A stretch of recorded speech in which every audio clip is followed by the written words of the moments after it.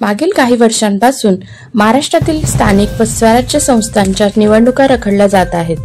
मनपा, जिल्हा परिषद आणि स्थानिक स्वराज्य संस्थांच्या निवडणुका 31 जानेवारी 2026 पर्यंत घेण्याचा आदेश सुप्रीम कोर्टाकडून देण्यात आला.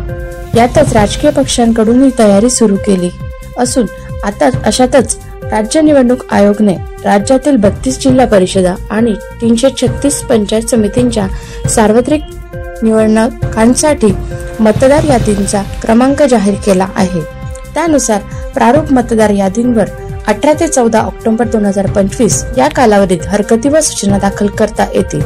राज्य निवडणूक आयोगाने 1 जुलै 2025 हा अधिसूचित दिनांक निश्चित केला आहे. त्या दिवशी अस्तित्वात असलेली विधानसभेची मतदार यादी या निवडणुकांसाठी वापरण्यात येणार आहे. जिल्हा परिषद निवडणूक विभाग व पंचायत समिती निर्वाचक गुणनिहाय प्रारूप मतदार यादी 8 ऑक्टोबर 2025 रोजी प्रसिद्ध केली जाईल. त्यावर 14 ऑक्टोबर 2025 पर्यंत हरकती व सूचना दाखल करता येतील. संपादक शेखर सोनवणे यांचा रिपोर्ट, पोलीस राऊंड, नाशिक.